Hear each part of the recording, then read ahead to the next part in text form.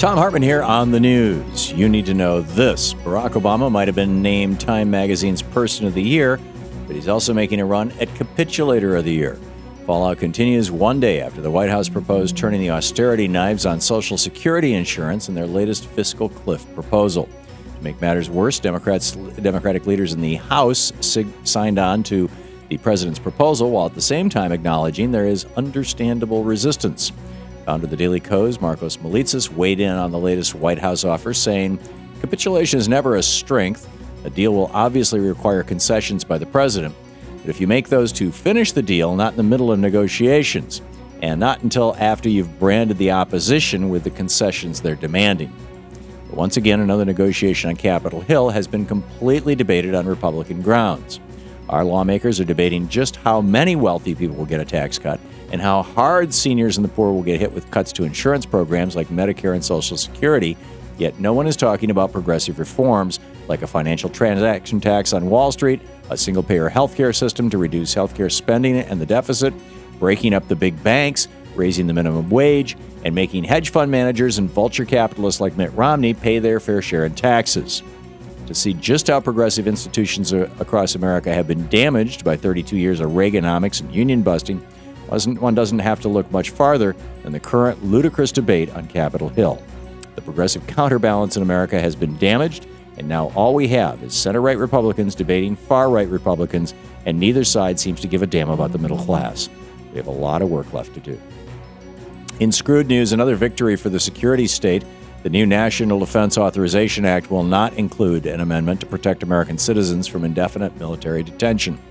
Earlier this year, Senator Dianne Feinstein successfully passed an amendment to the authorization bill, softening that controversial indefinite detention provision signed into law last year by the president. While the amendment didn't go far enough to bring back the rule of law, it was a step in the right direction. Unfortunately, while the House and Senate were settling their differences over the legislation, that amendment was inexplicably taken out.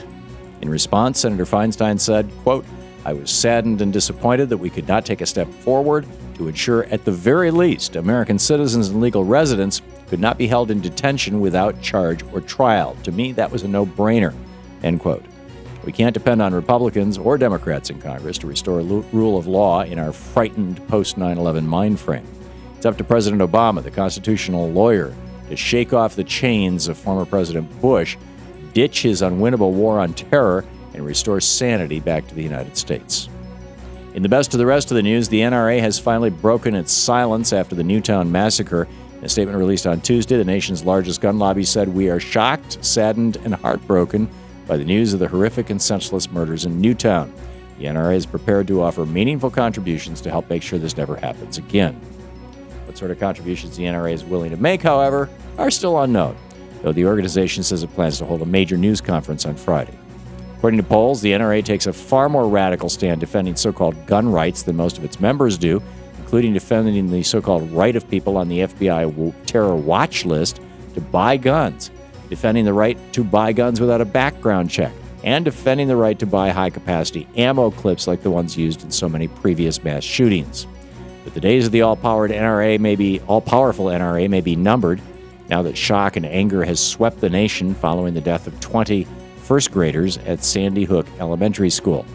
Today, the president tapped Joe Biden to lead the effort to enact new gun safety measures.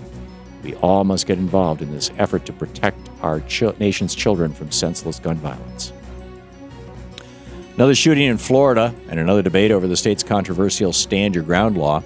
According to the Tampa Bay Times, two men waiting in line at a Little Caesars Pizza got into an argument that soon turned into a shoving match.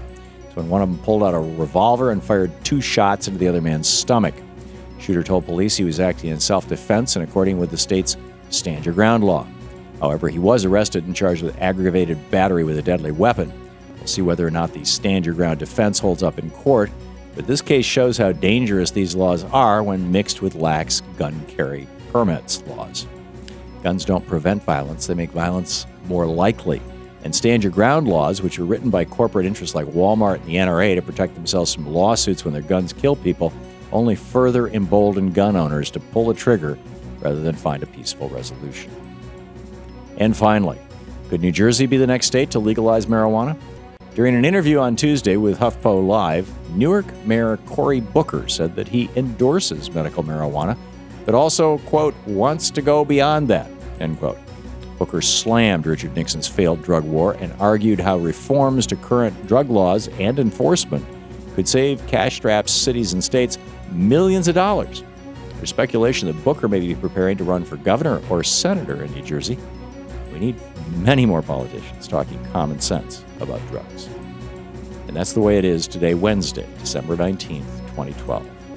I'm Thom Hartmann on the news.